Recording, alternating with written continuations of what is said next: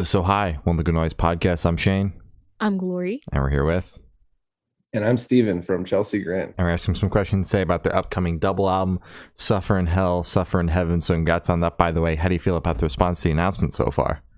It's been awesome. It's been a long time coming. It's been 4 years more than 4 years from when we released the first single and from when the album will be out. So we've just been awaiting this moment, and I feel like it's different this go around. I see like overwhelming positivity, which is amazing. I think the only negativity I'm seeing is people being like, "Hey, where's Pablo?" And the promos are like, "I miss Alex," but that's a daily occurrence, so it's not really album related. But yeah, everyone seems to be really enjoying it, and that's a huge relief for us. So we're happy.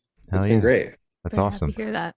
Heard the first half. Haven't heard the second half, but heard the first half. It's fucking awesome. I'm loving it so far. Mm-hmm. Are you? You like it? Yeah. Oh yeah. Good. I'm glad. Hell yeah. The second half is awesome too. I hope you think, at least. I'm sure it is. Just haven't heard it yet. Yeah. We'll get there. Yeah.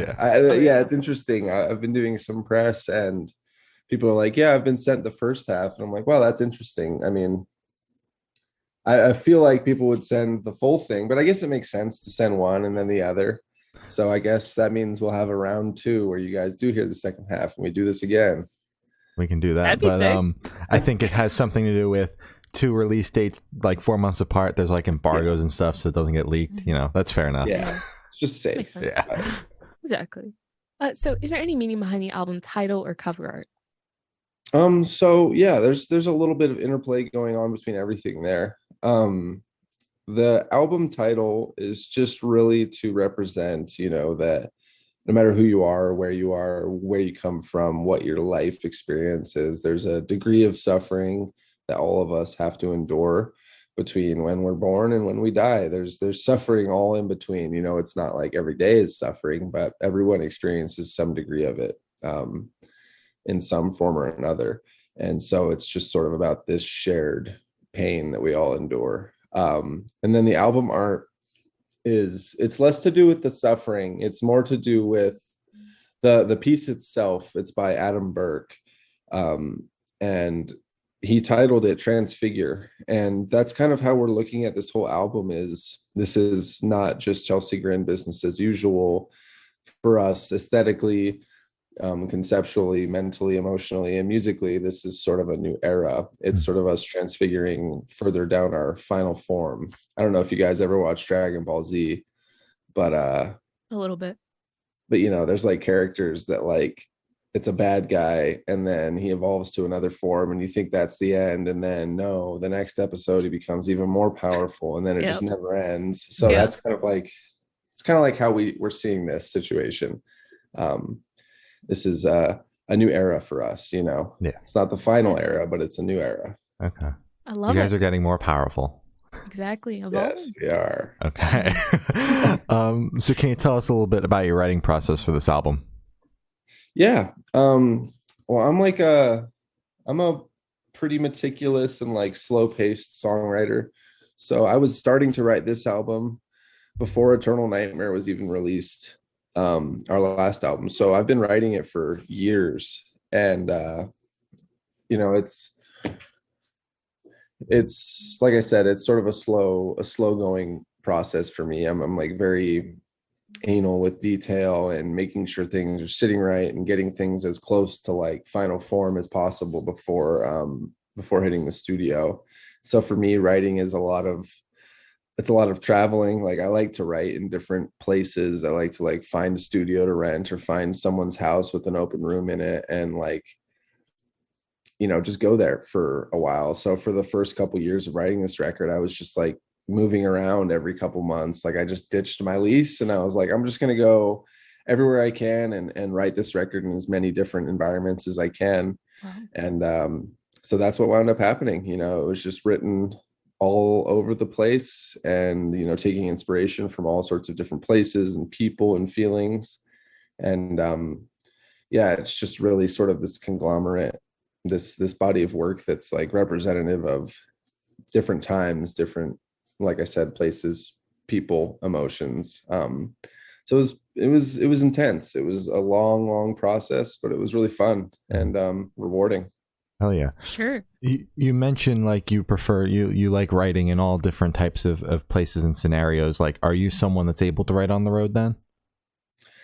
Actually, that's one place where I struggle, is writing on the road, but I think that's more to do with like having space. Mm-hmm. Like, on the bus, it's really cramped, and I don't love that. Like, I like being able to spread out. I'm kind of like borderline diva-ish when it comes to writing. Like, I like to have things be just right, and I like to have room, and I like to have, my environment be conducive to that. And green rooms, buses, like, it's not easy to like spread out.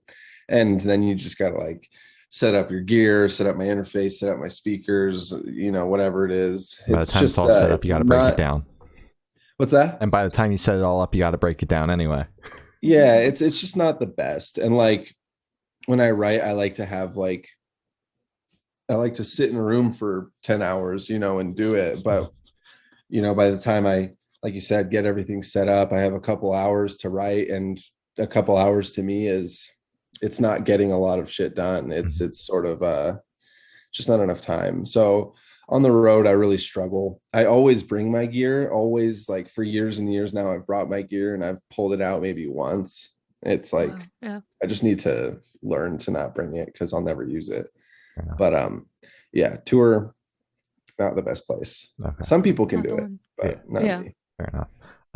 And then, like, obviously there was a huge gap between your last record and starting the rollout for this one. Was there, like, talk to me a little bit about like why there was so much time in between? Like, was there a lot of rewriting, or was it just like hard to kind of get out what you wanted to say? It's honestly a combination of so many things. So we recorded the album, let's see, about 2 years ago. Wow. And we anticipated having it out sooner. But obviously it was that kind of the height of the pandemic, and we were watching people put their albums out, and albums would do well, but you couldn't tour on the album. And that's like a really big part of it. Being able to tour on the album, like, people will come, the fresher your album is in people's mind, the more people will come out to the headliner for the album. So that's kind of like, that's one factor. There was just a lot of like turbulence in the process, and with COVID happening, we had to reschedule, not just the album recording time, but like the mix master time, things like this. It was all very spread out. And then after we left the studio, I had this like period of time where I was just sitting with it, and I personally wound up like re-recording, adding a ton of production, like writing solos where there weren't solos. I just sat with it for long enough to like hear it, and I was grateful for this time to like hear it and be like, okay, this needs one more like pass of polish and shine. And then there was a point in time where we had Pablo, like Pablo's vocals were on the record, and then when Pablo took a step back and went on his hiatus, we weren't sure. And, we weren't sure like what the situation would be, if he was going to come back or anything. And we didn't want to have an album we couldn't perform live. Yep. We didn't want to have a situation where there was something missing in the live performance that was on the album. And so we went back and we were like, okay, we just need to make the whole album Tom. And, if Pablo does, wind up back sooner than later, then, he can obviously, like, Tom and him can figure out where Pablo will do vocals in a live setting. It's that was like a whole other process to it. And it was like no negativity around it. It was just like, we don't want to, if people come see us live and it's missing this whole Pablo aspect, then that's going to piss not only the fan off, but like, that just wouldn't feel right to us. Like, we're very much about bringing it live as close to album quality as we can. So that would be a huge deficit. So, that was a bunch of time added to the process. Not a bunch of time. It was like, I throw another month in there. But then when you get all these things, we had these business issues, we had all sorts of wackiness. We had personal life issues. I mean, as many people did throughout the last couple of years. It just turned into this whole thing where it was like, well, dang, it's been 4 years now. All of a sudden, you know, we woke up one day and we're like, it's been 4 years since the album came out. So it was a lot of factors playing into that delay. Okay. I figured like you guys were kind of writing throughout that whole thing. I didn't realize the record was recorded, 2 years ago at this point. We were ready to go. I mean, we were going to have it out, roughly 2 years after roughly 2-3 years after Eternal Nightmare. That was the original game plan. But, I think that extra time afforded us the ability to make it better. Like I just made lemonade with the lemons I was given. It was like, I wanted to have the album out, but in hindsight, I'm glad for some of these delays because I was able to refine it more and make it better. Fair enough. For sure. So what song off this album took longest to write, and which one is your personal favorite? Which one took the longest to write, did you say? Mm-hmm. And which one is your personal favorite? Strictly speaking, for Suffer in Hell, I would say there's one on it called Morning Hymn. That one took a long time to write, and it's fairly repetitive. I mean, there's like chorus repetition in it, but it's a really, really like death metal-y song. It's super fast, it's super crazy, and just kind of like making sure the guitars were awesome. I like it. And then this is one song where I threw 2 solos in it after we left the studio. And like the whole process of that song was years in the making. And like I started it initially with just like a little piano melody. And that song was actually instrumentally, like I wrote that one at a time where I had just lost a very, very dear friend. And so it was sort of like channeling that emotion into a song, but it was sort of hard to confront because I was feeling it so heavily. And it was such a sad thing that like I had to do it in doses, if that makes any sense. Like I couldn't force myself to like sit there and feel this sad feeling for too long. Like I had to really spread it out. So that one was probably the most challenging and lengthy writing process. I would say my favorite song on Suffer in Hell might be Flood Lungs. That one's just like, it's just a real chug fest, but it's like a little jammy. It's a little different for us. It's kind of like, it's a jammier song. It's really heavy and it's really simple, but I just like the way it makes me feel. I like thinking about where I was when I wrote it and the scenario around it, and it's just super emotional, especially Tom's vocal performance and like lyrical performance on that one. That's my favorite. Nice. Perfect. Are you able to give us answers for Suffer in Hell or Suffer in Heaven as well? Or yeah, for sure. So then, which one took the longest to write, and your personal favorite? Suffer in Heaven. I gotta think about which songs are on that one. Actually, there's so many songs that like I'm like, what's that one called? Which album is it on? I can't remember the writing, the pre-pro or the final name. I think The Path to Suffering. It's the final song on Suffer in Heaven. That one took a little while to write. Another one where I think like the instruments were down for the most part, but then like adding solos and adding a bunch of production and just like making sure it hit as hard as possible. That one took a while to write. Let's see, there's one, I can't remember the name of it, but it was called I Need Water as pre-pro. It's another like really death metal song. And that one took a while to write. It's pretty detailed and like lots of layers to it. So I don't know. I feel like the songs all sort of take general ballpark the same amount of time to write. Some of them come together really quickly, but for the most part, they all kind of took me a while. The favorite song on Suffer in Heaven, once again, I'm blanking on the actual name of it. The pre-pro name was New Year, New Me. What? I think it's the second song on the record. What's it called? Oh, Fathomless Maw. Yeah, That's the that third one one. is I pulled up the it's press release. the third one. Yeah. Okay, yeah, you guys know better than me.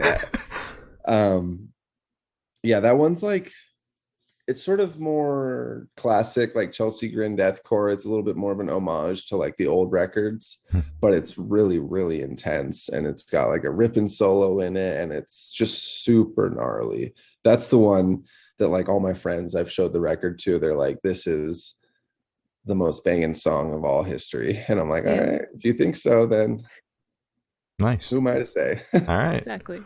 So how the track list for these albums come about? Did you guys write the opener be the opener, closer be a closer? Did you shuffle around and see what fits? What was that process like? So we kind of had the full product. Like we had all the songs before we decided track listing, and we didn't really do the writing with intention of like, this is going to be opening, this is going to be closing. A lot of it just sort of made sense.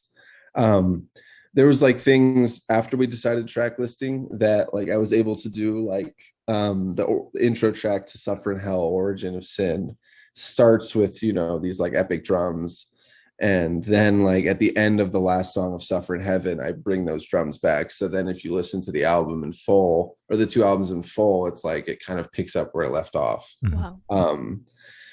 But otherwise, these things, it's like always been that way for the band, where we get the songs and we're like, what makes the most sense to start it with? What makes the most sense to close it with? So putting the songs together was pretty difficult, though, because we didn't want it to be like A side, B side. I mean, we feel like all 16 tracks hold their own and are really strong in their own right. Otherwise, they wouldn't be there. But like, we didn't want it to be like, this is the heavy album, this is the less heavy album, this is the groovy album, this is less groovy, so on and so forth. So we just really wanted to have it be like an even split, so that there was no like fall off for anyone between listening to one album and listening to the other. That was challenging because there's so many different like styles of metal being played in this record, or in these records, that it's like we kind of had to we wrote together like 20 different versions of track listing. Wow. And we all came together and like brought our ideas to the table and then agreed on one. But that was a really, really difficult process. There's so many things that like go into figuring out track listing. It's really important. Yes. I mean, I guess full albums aren't as in vogue these days, but if you are listening to the full album, like you want it to be a natural flow and feel good, and you don't want it to be like jarring. You don't want two songs to be back to back that sound really similar. Like that's all stuff that's important to us. So it was painstaking. For sure. I appreciate imagine. bands that kind of still put thought into it, you know? Yeah. I mean, some people just throw that stuff together, but I didn't put 4 years into making this record just to like undersell it, you know. Every detail of it has to be perfect. For sure. As close to perfection as possible. I'm curious as to like when the idea for this to be a double album kind of came about. Was it like from the get-go, or was there like a turning point in the process? It wasn't from the get-go. I pulled up to the studio and I had like 30 ideas written for the album, and you know, in different forms of like readiness. Some were 2 riffs, some were full songs. But we initially booked 5 weeks at the studio, and at the end of those 5 weeks we were like, well, damn, there's like a bunch more material here that would be awesome to use. So initially we were going to do like a 10 or 11 song album, or maybe 11 or 12, but then we were just like, well, let's book a couple extra weeks and just like do 16. And then we were like, well, you can, but no one really wants to hear 16 deathcore songs. Like there's some songs that are bound to be ignored or like forgotten or passed over. So let's split this up into 2. I mean, 55 minutes of deathcore is a lot, but if you divide it into 2 albums, then it's more manageable. It's like it gives you some breather and really lets you appreciate every song. So I think this way, you know, people will attach or resonate with songs a little bit better, instead of having you know, just this hour-long onslaught. You know, it would have been sort of exhausting that way. So not predetermined. We just decided semi last minute in the studio to just book more time and, make this huge thing. All right, makes sense. Gotcha. All right. So would you be able to tell us where your headspace is at while you were creating this record? Yeah, I mean, it was really all over the place, to be honest. There were, like dark times. I mean, I remember I wrote Flood Lungs. I was sitting in LA, like I rented out a spot in LA, and I was having like a really rough time. And like that song is very much, you can reflect it's like reflective in the guitar playing. It's like very moody and very kind of like dystopian and sad. And like, like I said, I had a friend pass away when I was writing Mourning Hymn. Pass away, and then I started writing Mourning Hymn. Like that one's a sad sort of like, it's pretty, but it's like, this gloomy song as well. I think a lot of my writing happens in like gloomy times. So like maybe not the day the day I'm feeling the most, is usually I can't get anything done because I'm too bummed out or something.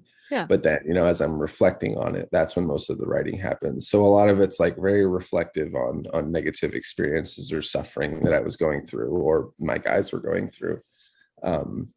So a lot of the emotion on it is pretty somber. But then, like there's, it was really honestly just a mixed bag, I should say. It's not like all doom and gloom, and it wasn't all like miserable emotionally during the writing process. But, a lot of it was just reflective on hard times. And then a couple of the songs I wrote after the pandemic had started, like a couple of the ideas that I had brought to the studio, and those were like pissed off, like really bummed out songs, because obviously everything changed and couldn't, play my music on the road anymore. And that really sort of shifted the mental space for a while. So there's a couple songs that are just anger, not that I was angry at COVID or people or anything. I was just like angry at the situation of the, what was happening. I mean, obviously upset with COVID and stuff like that, but like, it wasn't like, fuck you, COVID. It was more like, fuck my life this. right now. This Fuck all of this. Yeah. Yeah. So how do I recommend your fans to listen to this album for the first time? Should they do it in the car with friends, in the dark with headphones on? Is it a workout album, party album? What do you personally recommend? I think this is like a sit and enjoy. I think it's going to be a good workout album for a lot of people. Oh yeah. But like for me, this is one that I like to like sit down and just sort of listen to with intention. Like in headphones, it's got a lot of layers. There's a lot of detail to it. So, I would just suggest people to listen to it in a way where they can like study it. And I don't mean this like I've created this masterpiece that you just must like, it deserves your full attention. I just mean it like any album I listen to, I'm giving it a first listen, like very, very, with a lot of scrutiny and like really paying attention to detail and just enjoying it without other distraction. And that's what I would hope people would do, listening to it, the first time. Oh yeah. And then you can take it to the gym or bump it on the speakers with your friends, but a little private time. Listen to it privately. Exactly. Yeah, makes sense.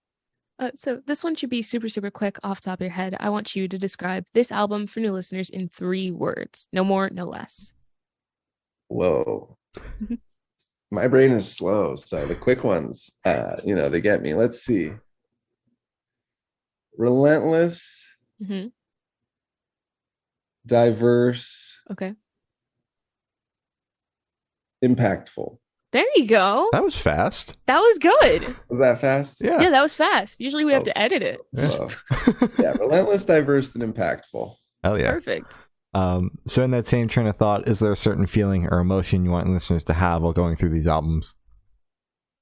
I want people to feel uplifted and excited. So like where I was when I was writing these isn't necessarily what I want people to feel. I don't want people to feel sad when they listen to a sad song. I want them to feel like, oh, these guys were sad too. Or like, oh, this is an experience that I can share.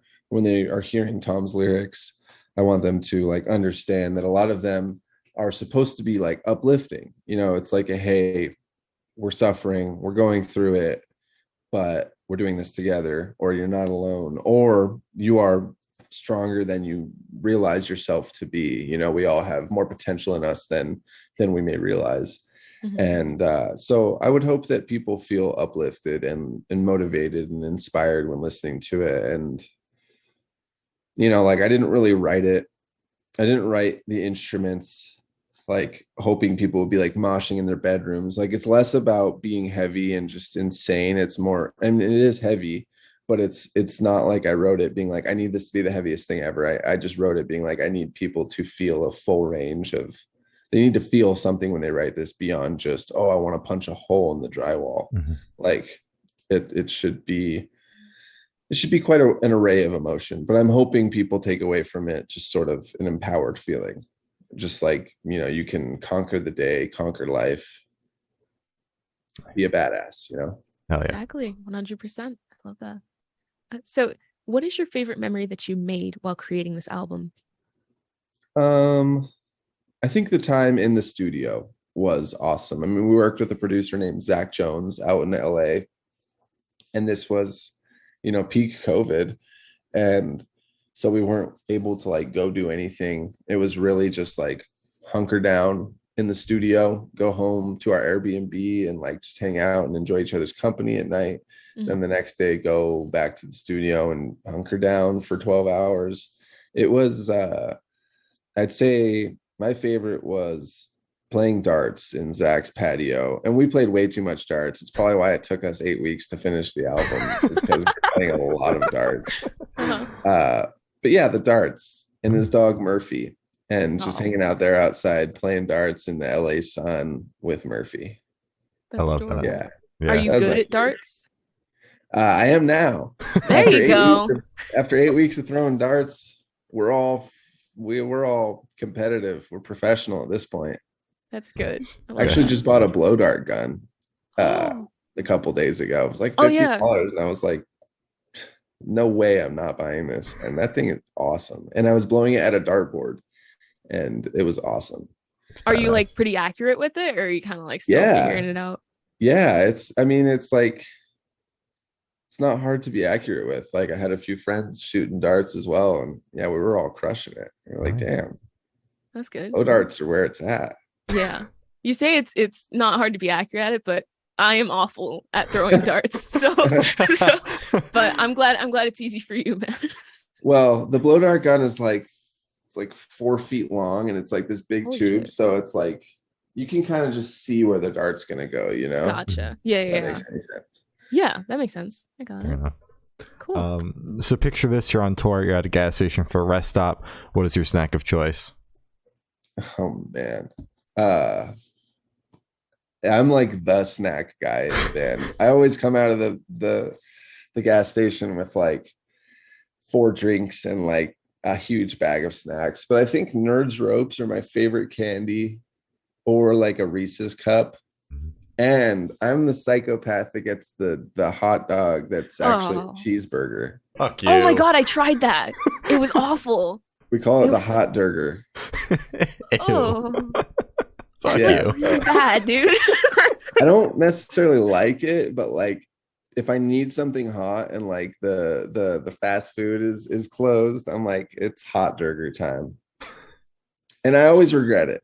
Yeah. I was gonna ask if you've gotten sick from it before on tour. But yeah, I've never not gotten sick from it. Yeah, that's fair. Ew. Pretty bad. Damn. It's embarrassing. Actually, delete that. Edit that out of this. No, keep it. So on the topic of food, if the band was a dish, what dish would the band be and why? Hot burgers. I think we'd be a big steak. We all love steak. We'd be a filet mignon from Ruth's Chris. Oh, okay. Because we're all tender and we're buttery, but we're decadent, and I don't know, feels good when you eat us. That's good. You feel like you've accomplished something in life when you're eating us. Huh? So yeah, filet mignon or carne asada fries. Oh my god, there you go. That's good too. That's good. Yeah, one of those two. Nice. Good All right. picks. So for the last couple questions, we're going to shift completely away from music and go straight to death row. Boom. So if you're on death row, what would your last meal be with drink? Wow. Okay. Well, a big fancy steak, probably cooked medium rare with scalloped potatoes, cheesy, au gratin, There you go. creamed spinach, and maybe like a caprese salad Ooh. with a Coca-Cola. Oh. Yeah. Okay. That's Is my that death row meal. okay? Is that Coke from like fountain? Is that from one of the glass bottles, a can? What are we talking? It's fountain with endless refills. Thank. It's Oh, so large. you're not dying.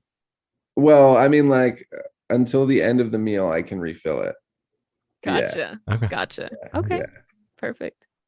So if you could live in one fictional world for a week, where would you live? Absolutely Middle Earth. Mhm.